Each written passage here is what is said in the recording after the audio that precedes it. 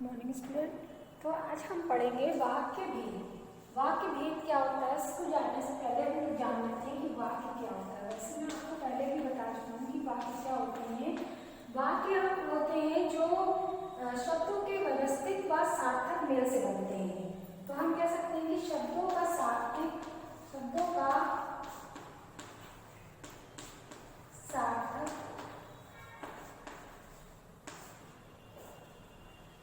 व व्यवस्थित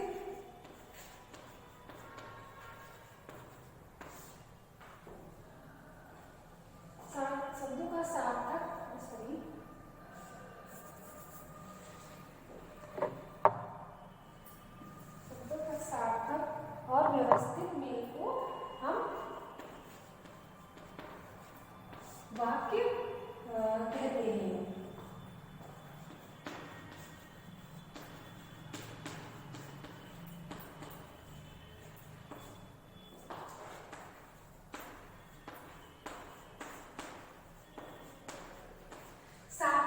मतलब कि जिसका कोई अर्थ, व्यवस्थित मतलब उनका सही क्रम हो। अगर हम किसी वाक्य को अव्यवस्थित क्रम में रख देंगे तो उसे हम वाक्य नहीं कहेंगे। जैसे तुम कहाँ जा रही हो, ये एक सेंटेंस है। तुम कहाँ जा रही हो, ये एक सेंटेंस है। अगर लेकिन इसको हम ये अभी किस क्रम में है, व्यवस्थित क्रम में, तो ये क्या प्रदान कर रहा है, अर्थ प्रदान कर रहा है। लेकिन अगर हम इसको उल्टा पुल्टा कर दें, कहाँ जा तुम रही हो, तो ये एक इसका क्या हो गया, अव्यवस्थित क्रम हो गया। तो अव्यवस्थित क्रम में जो सेंटेंस होता है उसे हम वाक्य नहीं कह सकते, क्योंकि वो अपना सही अर्थ नहीं प्रकट कर पाता है। तो जो क्रमबद्ध रूप में जो सेंटेंस हमारा होता है, जो वाक्य होता है, जो शब्दों का क्रम सही रूप में रखा जाता है, व्यवस्थित रूप में रखा जाता है, उसे ही हम वाक्य कहते हैं। हम पहले भी आपको बता चुके हैं कि वाक्य के अंग दो होते हैं, एक उद्देश्य और दूसरा विधेय। उद्देश्य ही हमारा कर्ता होता है, यानी कर्ता को ही हम उद्देश्य कहते हैं, और उसके बाद का जो पार्ट होता है उसे विधेय कहते हैं। यानी जिसके विषय में बात की जा रही होती है, यानी कर्ता, वही उद्देश्य कहलाता है, और कर्ता के विषय में जो बात कही जा रही होती है उसे हम विधेय कहते हैं। तो बात जिसके विषय में हो रही होती है उसे कर्ता, और जो बात हो रही होती है वो विधेय कहलाता है। तो वाक्य के दो अंग होते हैं, बच्चों आप जानते ही हो। और इसमें हमने आपको कर्ता, इसका विस्तार जो वाक्य विधेय होता है, वाक्य का तीन प्रकार से होता है: कर्ता, कर्ता का विस्तार, कर्म, कर्म का विस्तार, और क्रिया, क्रिया का विस्तार। ये हम आपको पहले वाले इस पार्ट में बता चुके हैं। अब आज हम लोग क्या पढ़ेंगे कि वाक्य के भेद। वाक्य के भेद क्या होते हैं, रचना की दृष्टि। वाक्य के भेद हम दो प्रकार से कर सकते हैं।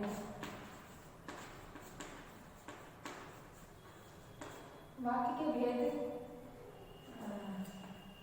दो प्रकार से होते हैं।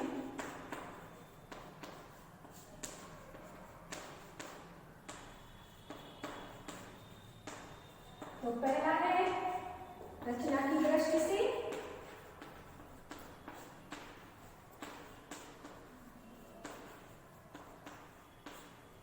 और दूसरा है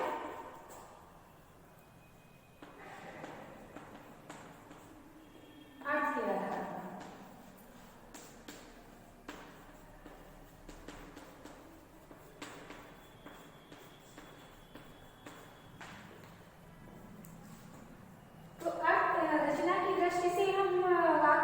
भागों में बांटते हैं: सरल, संयुक्त और मिश्रित वाक्य। और अर्थ के आधार पर हम वाक्य को कितने भागों में बांट सकते हैं, 8 भागों में बांट सकते हैं: विधानवाचक, निषेधवाचक, प्रश्नवाचक, इच्छावाचक, आशीर्वाद बोधक, मतलब कई प्रकार से भी हम लोग उसके बारे में पढ़ेंगे। सबसे पहले हम लोग रचना की दृष्टि से वाक्य के भेद देख लेते हैं। रचना की दृष्टि से वाक्य के 3 भेद होते हैं।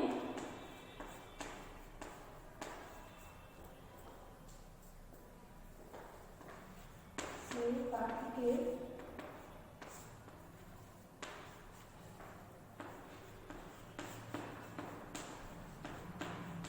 3 भेद होते हैं। पहला नंबर 1 सरल वाक्य, नंबर 2 संयुक्त वाक्य,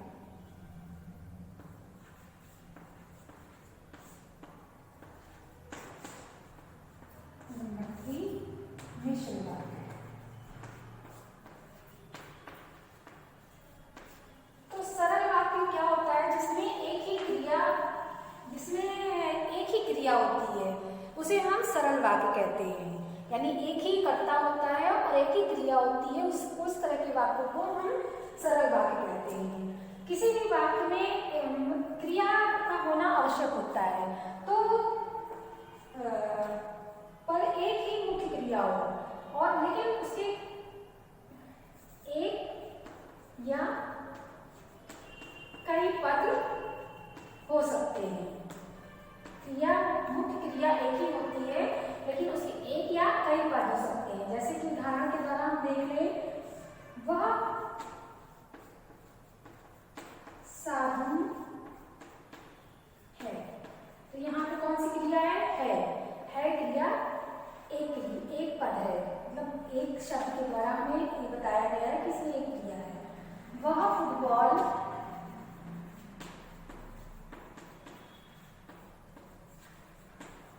खेल रहा है। अब यहाँ पे क्रिया में 2 शब्दों के द्वारा बताई गई है। तीसरा है आपका मोहन जा रहा होगा। अब यहाँ पे हमको क्रिया 3 शब्दों के द्वारा बताई गई है, पर है सब में क्या है? एक ही क्रिया, एक ही मुख्य क्रिया है। जाने की क्रिया मुख्य हो रही है लेकिन हमें कई शब्दों के द्वारा बताई जा रही है। वह दूध पिए जा रहा है। अब यहाँ पे 4 शब्दों के द्वारा हमें क्रिया बताई गई है। तो सरल वाक्य क्या होते हैं? जिसमें एक ही कर्ता होता है और एक ही क्रिया होती है, इस तरह के वाक्यों को हम सरल वाक्य कहते हैं। लेकिन इसमें क्रिया तो एक होती है लेकिन एक या कई पद हो सकते हैं। तो किसी वाक्य में एक ही शब्द के द्वारा, एक ही पद के द्वारा एक क्रिया बताई जाती है, किसी में 2 शब्दों के द्वारा एक ही क्रिया बताई जाती है, किसी में 3 शब्दों के द्वारा एक ही क्रिया बताई जा रही है, किसी में 4 शब्दों के द्वारा एक ही क्रिया बताई जा रही है। तो ऐसे वाक्यों को हम सरल वाक्य कहते हैं। मतलब कि सरल वाक्य वे वाक्य होते हैं जिनमें एक ही कर्ता होता है और एक ही क्रिया होती है।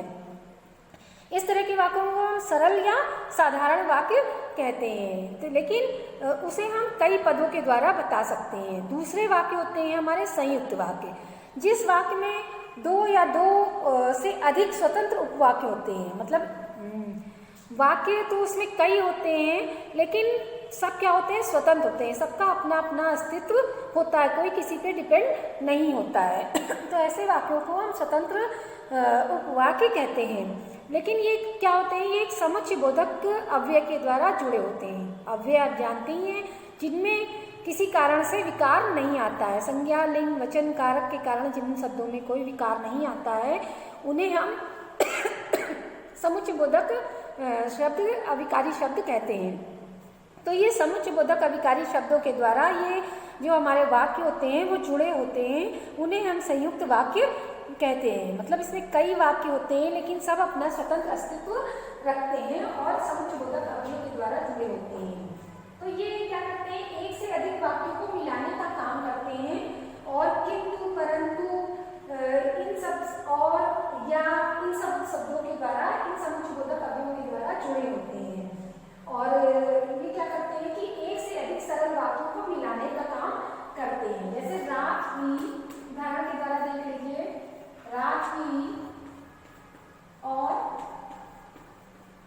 तारे निकले। तो अब यहाँ पे क्या है? 2 वाक्य हैं, रात हुई एक वाक्य, तारे निकले दूसरा वाक्य। दोनों वाक्य अपने आप में पूर्ण है, कोई किसी पे डिपेंड नहीं है। लेकिन इसको हमने एक समुच्चय बोधक अव्यय के द्वारा जोड़कर इसको एक वाक्य बना दिया। तो ऐसे वाक्यों को हम संयुक्त वाक्य कहते हैं, जिसमें एक से अधिक उपवाक्य होते हैं लेकिन समुच्चय बोधक अव्यय के द्वारा वाक्य जुड़े होते हैं और अपना स्वतंत्र अस्तित्व भी रखते हैं, उन्हें हम संयुक्त वाक्य कहते हैं। दूसरा उदाहरण देखते हैं, वह सोया रहा और गाड़ी ना पकड़ सका। अब यहाँ पे वह सोया रहा, ये एक वाक्य है, गाड़ी ना पकड़ सका ये एक दूसरा वाक्य है। तो दोनों वाक्यों को हम लोगों ने किससे जोड़ा? और शब्द के द्वारा जोड़ा, और समुच्चयबोधक अव्यय के द्वारा इसे हमने जोड़ दिया। तो इस तरह के वाक्यों को हम संयुक्त वाक्य कहते हैं, जिसमें कि दो वाक्य स्वतंत्र होते हुए भी एक समुच्चयबोधक अव्यय के द्वारा जुड़े होते हैं। ऐसे वाक्यों को हम स्वतंत्र वाक्य या संयुक्त वाक्य कहते हैं। तीसरे तरह के वाक्य हमारे होते हैं मिश्र वाक्य। मिश्र वाक्य में क्या होता है? एक से ज्यादा उपवाक्य होते हैं, एक से ज्यादा उपवाक्य होते हैं, लेकिन एक इसमें प्रधान वाक्य होता है और दूसरा जो वाक्य होता है वो उस पर आश्रित होता है, यानी कि पहले वाक्य के होने पर ही दूसरे वाक्य का होना निर्भर करता है। इसमें ये जो प्रधान उपवाक्य है, अगर वो हम उसमें से हटा दें तो आश्रित उपवाक्य का अर्थ जो है हमें सही से पता नहीं चल पाएगा। जैसे कि उदाहरण देख लेते हैं, अगर परिश्रम करोगे तो सफलता मिलेगी। तो अगर परिश्रम करोगे, ये पहला वाले वाक्य पे ही दूसरे वाक्य का होना डिपेंड है कि अगर परिश्रम नहीं करोगे तो सफलता नहीं मिलेगी। जैसे ही उसने भाषण देना शुरू किया, सब चुप हो गए। तो इसमें दो वाक्य हैं और दोनों एक दूसरे पे डिपेंड है कि जैसे ही उसने भाषण देना शुरू किया वैसे ही सब चुप हो गए। सब चुप हो गए, क्यों चुप हो गए? जैसे ही उसने भाषण देना शुरू किया। जिनसे मिलने आया था वे मिले नहीं। तो इस तरह के वाक्य में क्या होता है कि पहले वाक्य के होने पर ही दूसरे वाक्य का होना आधारित होता है। तो इसमें दो तरह के वाक्य होते हैं, प्रधान उपवाक्य और दूसरा आश्रित उपवाक्य। और ये प्रधान उपवाक्य जो होते हैं वो आश्रित उपवाक्य इनसे जुड़े होते हैं।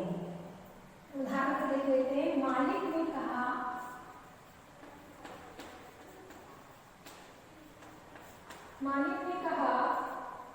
कि कल छुट्टी होगी। मालिक ने कहा कि कल छुट्टी होगी। तो मालिक ने कहा, ये कैसा वाक्य है? प्रधान वाक्य है और इस पर आधारित है कि कल छुट्टी होगी। तो ये जो मिश्र वाक्य होते हैं इसमें दो वाक्य होते हैं और पहले वाक्य के होने पर ही दूसरे वाक्य का होना निर्भर होता है। इसे हम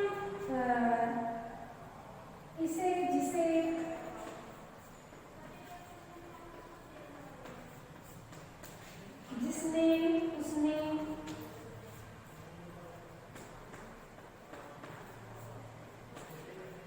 जहां, कहां,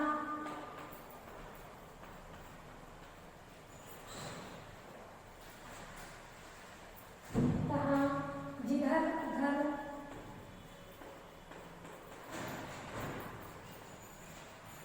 उधर, जितना, उतना, यदि, तो इस तरह के शब्दों के द्वारा हम इनको जोड़ देते हैं। तो बच्चों, रचना की दृष्टि से वाक्य के तीन भेद होते हैं, सरल वाक्य, संयुक्त वाक्य और मिश्र वाक्य।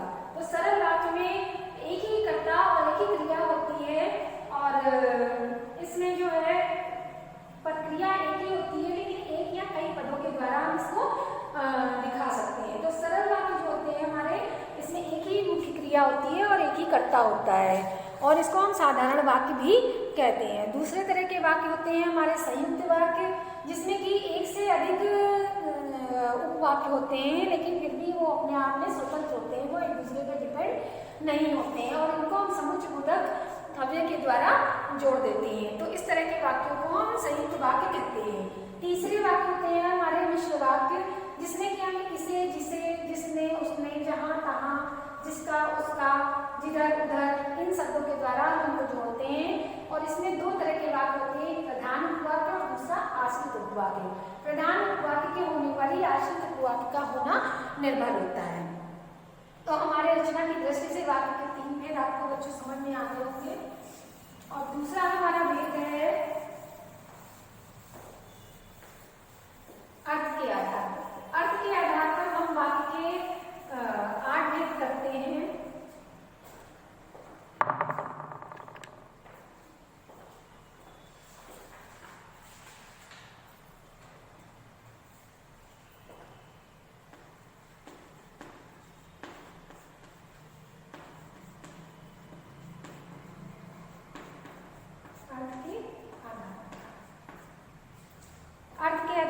वाक्य के भेद होते हैं आपके। पहला है आपका विधानवाचक,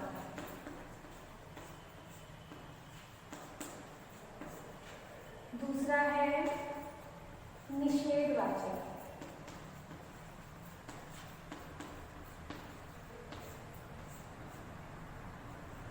तीसरा है प्रश्नवाचक,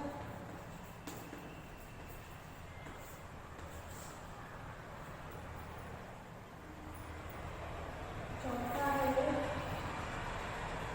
विस्मयादिवाचक,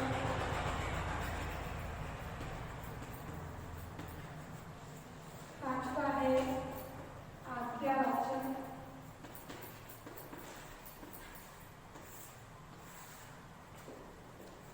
छठा है आपका इच्छावाचक,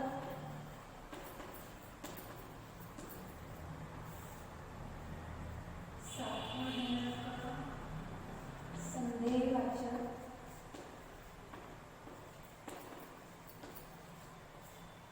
और आठवां है आपका संकेतवाचक।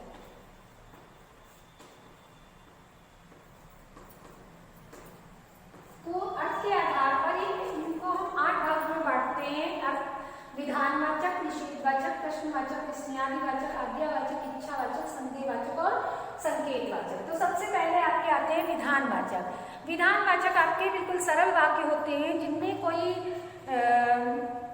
क्रिया जिनमें सामान्य रूप से हो रही होती है, मतलब एक सामान्य कथन जो होता है उसे हम विधानवाचक वाक्य कहते हैं, जो जिसको आप साधारण वाक्य या सिंपल सेंटेंस भी कह सकते हैं। तो इसमें जैसे कि उदाहरण देख लेते हैं, सूर्य पूर्व में उदित होता है, तो एक साधारण वाक्य है, या परिश्रम से ही सफलता मिलती है, एक साधारण वाक्य है। साधारण वाक्य को ही हम विधानवाचक वाक्य कहते हैं। दूसरे होते हैं हमारे निषेधवाचक, जिसमें कि नहीं या ना शब्द आ जाता है या मना करने का भाव आ जाता है, उसे हम निषेधवाचक वाक्य कहते हैं। जैसे मैं कल स्कूल नहीं जाऊंगा, अब इसमें नहीं शब्द आ गया तो ये कौन सा वाक्य हो गया हमारा? निषेधवाचक या नेगेटिव सेंटेंस जिसको कहते हैं। प्रश्नवाचक में कोई भी क्वेश्चन वर्ड आ जाता है कि तुम कहाँ जा रहे हो, तुम्हें किससे मिलना है, दरवाजे के बाहर कौन खड़ा है, तो इस तरह के जो प्रश्नवाचक शब्द जिन वाक्यों में आ जाते हैं उन्हें हम प्रश्नवाचक वाक्य कहते हैं। नेक्स्ट है आपके विस्मयादिवाचक वाक्य। विस्मयादिवाचक वाक्य होते हैं जब कहीं पर जिसमें हम विस्मय, हमारा जो मन के जो हमारे भाव होते हैं, हर्ष, शोक, घृणा, विस्मय, इस तरह के शब्द जिन वाक्यों में आ जाते हैं, जैसे अरे तुम कहाँ जा रहे हो, तो इसके तुरंत बाद हम विस्मयादिबोधक चिन्ह लगा देते हैं। तो इस तरह के वाक्यों को हम विस्मयवाचक वाक्य कहते हैं। अरे तुम कहाँ जा रहे हो, अरे हाय तुम्हें चोट लग गई, अरे तुम गिर पड़े, वह कितने अच्छे नंबर आए हैं, वह तुमने सफलता प्राप्त कर ली। तो इस तरह के शब्द जहाँ पर आ जाते हैं वहाँ पे हमारे कौन से वाक्य होते हैं? विस्मयादिवाचक वाक्य होते हैं। नेक्स्ट हमारे हैं आज्ञावाचक, जिसमें हम किसी को आज्ञा दे रहे होते हैं, तो उसे इस तरह के वाक्यों को हम आज्ञावाचक वाक्य कहते हैं। जैसे कि तुम जाओ, हमने आज्ञा दे दी, तुम जाओ, तो ये कैसा वाक्य हो गया? आज्ञावाचक वाक्य हो गया। कि मुझे बाहर जाने दीजिए, अब इसमें क्या है? आज्ञा मांगी जा रही है, तो इस तरह के वाक्यों को हम आज्ञावाचक वाक्य कहते हैं। इच्छावाचक, जिसमें कि कोई इच्छा प्रकट की जा रही है, काश मैं प्रथम आ जाऊं, तो ये कौन सा वाक्य हो गया? इच्छावाचक वाक्य हो गया। इसमें क्या हो रहा है? इच्छा प्रकट हो रही है, तो इस तरह के वाक्यों को हम इच्छावाचक वाक्य कहते हैं। हे प्रभु हमारी रक्षा करो, तो ये कैसे वाक्य हो गए? हमारे इच्छावाचक वाक्य हो गया। नेक्स्ट हमारे हैं संदेहवाचक वाक्य, जैसे जिसमें कोई संदेह प्रकट हो रहा हो कि शायद आज वर्षा हो, शायद आज धूप निकले, तो इस तरह के वाक्यों को हम संदेहवाचक वाक्य कहते हैं। जिसमें कोई संभावना प्रकट की जा रही है, कोई काम होने में संदेह हो, जहाँ पे हमारा जो काम है होना है उसमें कोई भी तरह का संदेह हो रहा होता है, वहाँ पे हमारे संदेहवाचक वाक्य होते हैं। नेक्स्ट हमारा है संकेतवाचक वाक्य, जिसमें कहीं संकेत किया जा रहा होता है, यदि तुम परिश्रम करोगे तो सफलता मिलेगी, तो संकेत हो रहा होता है, जहाँ पे संकेत किया जा रहा होता है उसे हम संकेतवाचक वाक्य कहते हैं। मेहनत करने पर ही सफलता मिलती है, तो इस तरह के वाक्यों को हम संकेतवाचक वाक्य कहते हैं। तो बच्चों वाक्य के भेद दो आधारों पर हम करते हैं, एक तो रचना के आधार पर और दूसरे अर्थ के आधार पर। रचना के आधार पर हम इसके 3 भेद करते हैं और अर्थ के आधार पर हम इसको 8 भागों में बांटते हैं। अब वाक्यों में हम परिवर्तन कैसे करते हैं, चलिए आइए देख लेते हैं। तो वाक्य का परिवर्तन जो है